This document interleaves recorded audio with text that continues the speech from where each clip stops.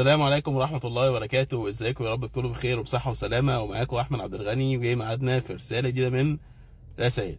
رسالة النهاردة يعني بصوا، بتلاقي كتير قوي الناس لما يبقى عندهم مشكلة أو بيمروا بحاجة صعبة شوية، وتلاقي حد يقول لهم يا عم روق، مفيش حاجة تستاهل وفكك كده وكله بيعدي. فتلاقي لسان حال اللي بيتقال له كده: يا عم سيبني بقى، انت لا تعرف انا في ايه ولا بمر بايه ولا عايش في ايه. واكني مفيش حد في الدنيا كله عنده دقيقة غير الشخص ده. انا جاي باكد على الكلام وبقول والله ما في حاجة تستاهل، كله بيعدي. ربنا سبحانه وتعالى قال لنا: لقد خلقنا الانسان في كبد. يعني الانسان مخلوق في ضيق، وكده كده الانسان بطبيعته مهما يعطى ما بيرضاش. يعني مهما تديله ما بيرضيش، هو ما بيرتضاش، بيبقى دايما زعلان، يا اما عايز زياده، يا اما لو حاجه واحده صغيره جدا اللي هو عايزها ممكن تكون بسيطه وليس لها قيمه مش موجوده، يعمل عليها فيلم ويقعد يعني زعلان بطريقه غريبه جدا.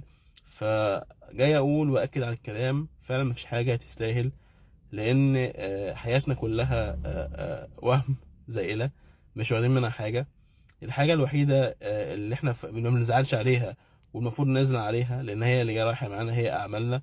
ولكن احنا بنزعل على كل ما هو زائل، بنزعل على كل ما هو دنيوي، كل ما هو يعني ليس له قيمة ومش هيأثر معايا في حاجة لما أروح لله سبحانه وتعالى وأتحاسب على أعمالي إن أنا بهملها ومش ببص لها، ولكن ببص لكل اللي أنا محتاجه دنيوي. فلو ادركت الحقيقه ديت هتلاقي نفسك مستريح، هتلاقي نفسك بترضى، هتلاقي نفسك مسلم امرك لله، هتلاقي نفسك مرضي.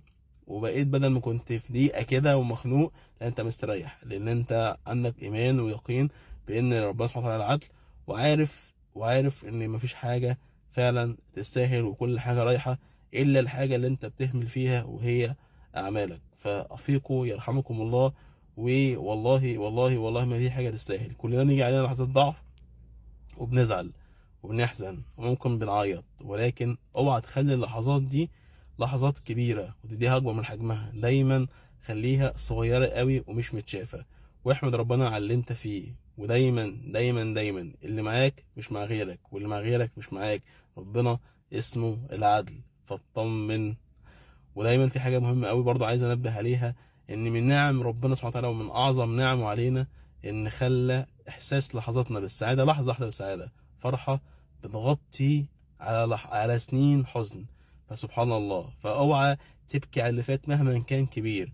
فربنا كفيل ان هو يفرح قلبك ويديك لحظه سعاده تغطي اضعاف مضاعفه من اللي انت ممكن تكون عشت فيه. فاوعى تفقد الثقه في الله سبحانه وتعالى، خلي عندك يقين، والله ما في حاجه بتستاهل. اشوفكم على خير في رسالة جديدة من رسائل احمد غني، والسلام عليكم ورحمة الله وبركاته.